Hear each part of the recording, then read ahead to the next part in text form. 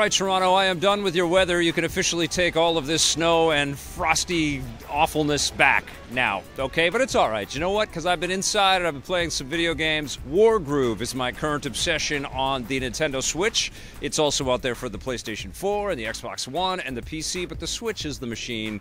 If you have this console, that's the version that you want to get, because Wargroove is a pretty cut and dry homage, let's say, of Advance Wars. And it borrows a little bit of the Fire Emblem design as well, but more Advance Wars. Even though this is kind of fantasy-fueled, and you've got knights, and you've got swords, and you've got sort of a medieval kind of vibe about everything. Grid-based, just like Advance Wars, with cutesy, cartoony characters. Brace yourself!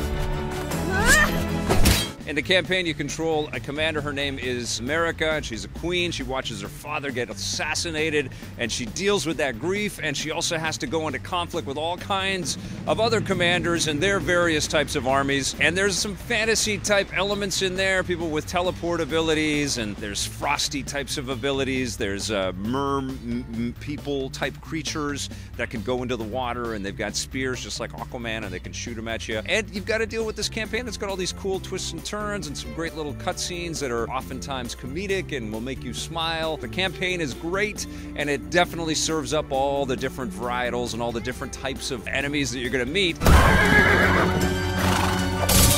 But then you've also got a pretty robust arcade mode where you can just get right into battle against other commanders that are equally outfitted with you. And there's air units, like a giant dragon that will fly in and blast everybody with fire breath, or you've got harpies that will shoot a bunch of little feathered arrows down at the enemies. You can control huge warships that will shoot cannons at people that are on the land. You can even control the giant golem with a huge mask, which reminds me of the Mountain from Game of Thrones, and he just goes woof and takes out a guy super quickly and super easily. But you've even got little war dogs, little war puppies that you can send off into combat for you as well. So you've got a nice collection of well-rendered, sprite-based characters that you have control of and that you're going to fight against. There's multiplayer in here. You can even create your own maps if you feel like that, and create your own campaigns. There's an opportunity for you to create and share your work with other players of this game. I made it myself.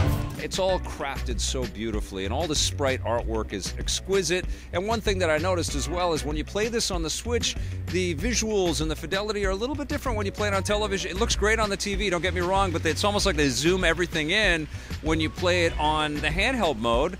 And so you don't really ever have to be in that, there's no squint-o-vision, you know? Anybody that's always dealing with the resolution issues or anything like that with games like this, you don't have to put on glasses to play this game, is what I'm saying. It's very clean and very easy to play. Sometimes I found that moving my cursor around on the grid, it would get lost a little bit, and it would zip a little bit too quickly with the analog nub. So I was actually using the D-pad when I was playing it on the handheld mode quite a bit, or even when I was using the Pro Controller. But I got into this gameplay and became completely obsessed. This should do the trick.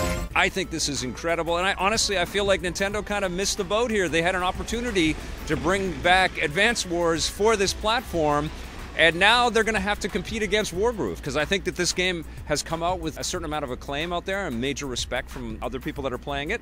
And I think the reputation is going to sort of expand, and more people are going to start to realize what an excellent pickup this game is, especially on the Switch. It's a little cheeky how closely it kind of resembles Advance Wars, but you can't really fault it. It's a really, really well-made game, and Chucklefish, the developer, went above and beyond to build something very special and well worth your time. I'm going to give Wargroove a 9 out of 10.